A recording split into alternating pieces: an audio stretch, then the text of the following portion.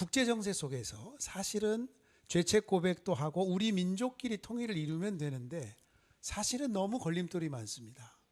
저희가 뭐 유엔사가 관할하고 있다는 이 접경 지역 입출입조차도 자유롭게 하지 못한 이런 상황에서 평화 통일의 길이 너무 멀어 보이는데, 자 이제 바이든 정부가 새로 들어왔습니다. 미국이 대선에 통해서 대통령이 바뀌었고 미국 정책에 따라 또 한국 평화 통일 정책도 많이 변화가 예측되는데, 박사님이 보시기에 우선 한국 정부가 어떤 과제를 먼저 다뤄야 될지 한번 말씀드리겠습니다. 저희들이 만든 88 선언에 북한 정부와 남한 정부에 제안한 것들이 간단하게 몇 가지가 있습니다. 네. 제일 첫 번째가 휴전협정을 평화협정으로 네. 만들어라. 그리고 남북이 불가침 조약을 맺어야 된다. 그래서 평화협정이 제일 먼저 정책 제안이었습니다. 그리고 두 번째 중요한 것은 우리 한반도는 비핵 지역이 돼야 된다. 그때만 해도 북한에 핵무기가 없었습니다. 그러나 소련 쪽에서 남한을 향한 핵 미사일이 배치가 되어 있어서, 그리고 우리는 미국의 핵 우산 밑에 있었습니다. 네.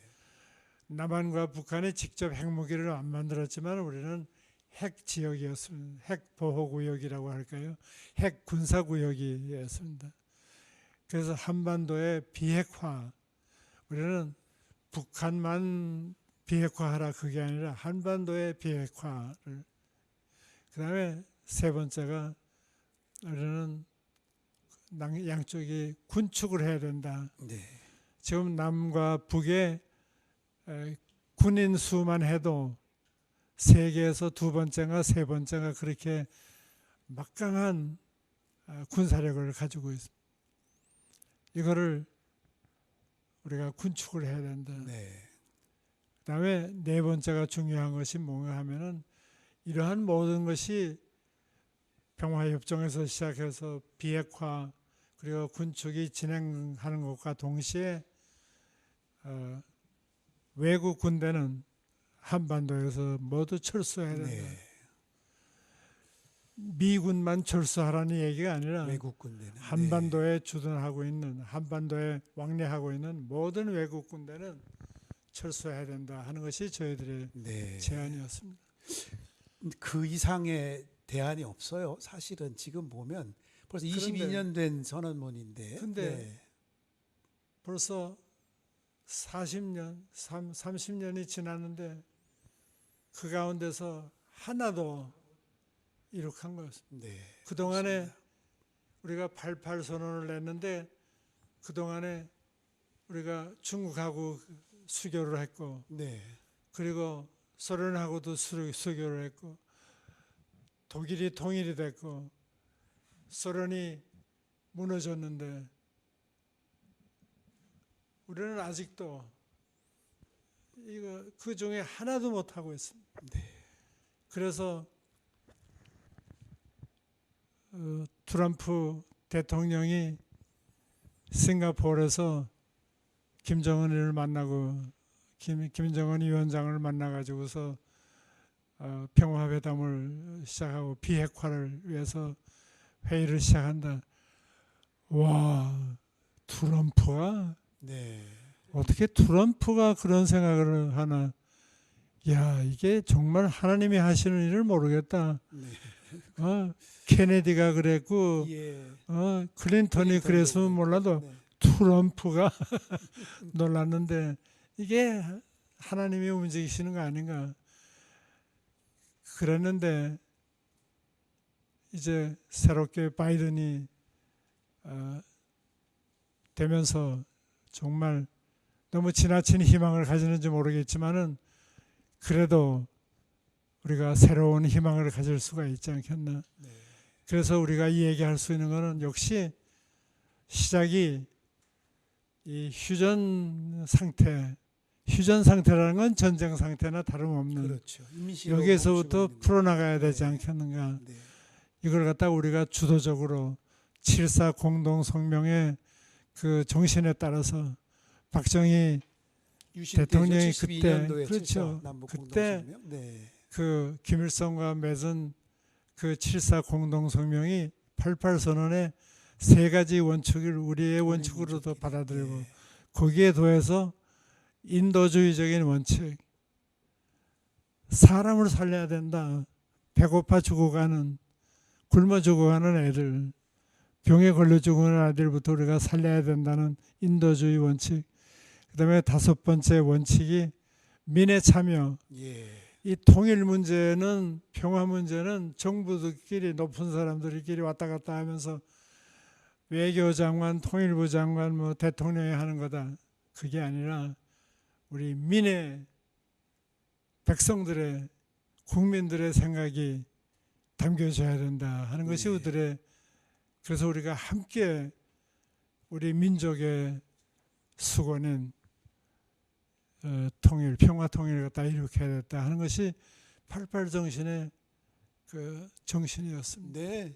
7.4 남북 공동성명도 그랬고 네. 88 선언도 마찬가지고 네. 사실은 자주민족 통일이죠. 자주 맞습니다. 평화 통일을 네. 굉장히 중요한 가치로 봤는데 지금 우리 민족끼리 할 수 있는 일이 많지 않다는 것에 대해서 굉장히 평화 통일 운동을 하는 사람들 또 그걸 염원하는 많은 시민들이 참 답답해하고 가슴 아파하는 일이 아닌가 생각합니다. 특히 지난해 말이죠. 저희가 국회에서 대북 전단 금지 살포 금지법이 제정되면서 논란이 많았어요. 그리고 또 그 우파들이나 이런 분들이 미국에 가서 유엔에 호소하고 마치 자기들의 표현의 권리가 침해받는 것처럼 뭐 이런 이제 사회적 이슈들이 있었는데 사실은 저는 철원에서 이제 접경 지역 마을에 주민들이 대북 풍선 날리기를 통해서 얼마나 많은 피해를 보는지 그 주민들의 입장에서 한번 바라봤거든요. 그래서 가치가 다른데 굉장히 분단이 계속 유지되고 북한을 적대시함으로써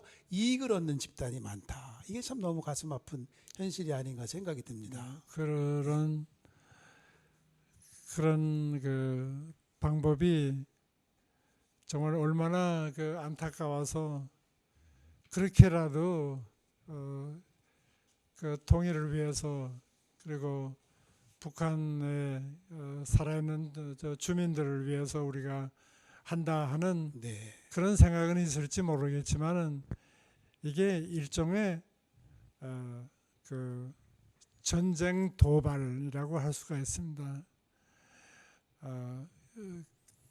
그런 생각을 가지고서 하는 분들도 있겠죠. 네. 그리고 이것이 북한의 인권을 향상시키고 북한의 주민들이 사는 우리 같은 동족이 조금이라도 자유롭게 잘 살 수 있는 그러한 기회를 만든다. 그런 그 충성은 이해가 갑니다. 네. 그렇지만 그게 좋은 방법인가? 정말 그게 효과가 있는가? 할 적에는 오히려 적대감을 일으키고 그리고 상대방을 모욕을 주는 것이고 네.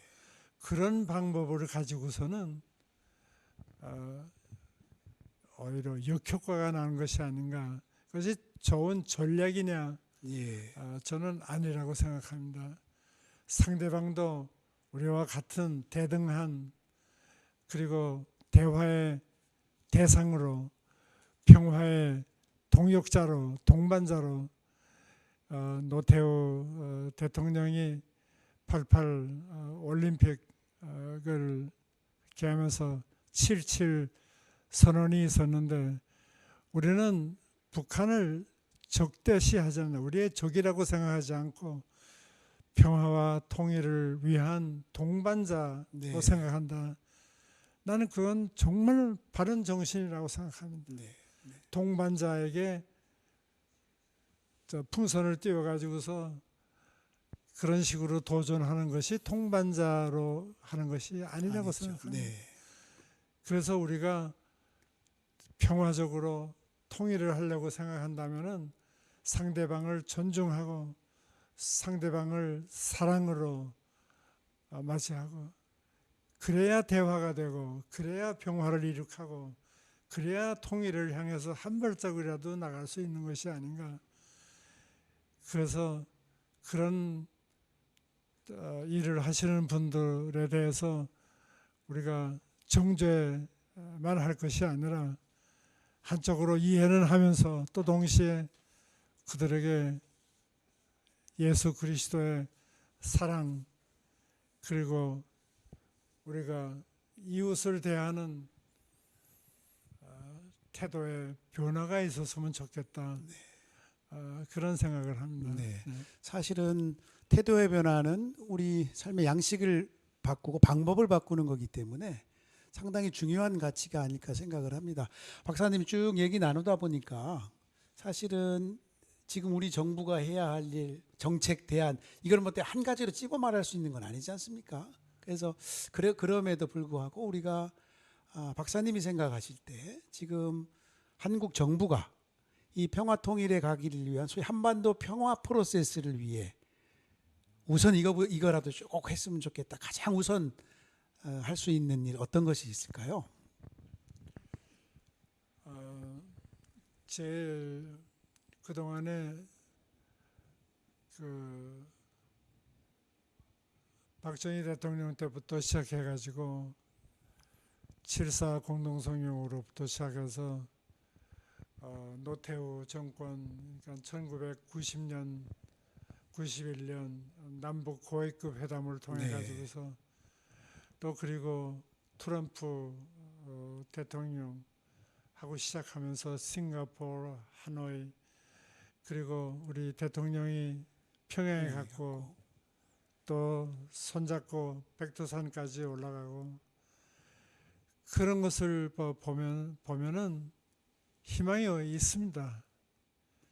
그래서 그러한 노력들을 계속하는, 그래서 뭐 탑다운이다, 뭐 바름업이다, 뭐 이러쿵저러쿵 얘기가 많지만은 제일 중요한 거는 만나야 됩니다.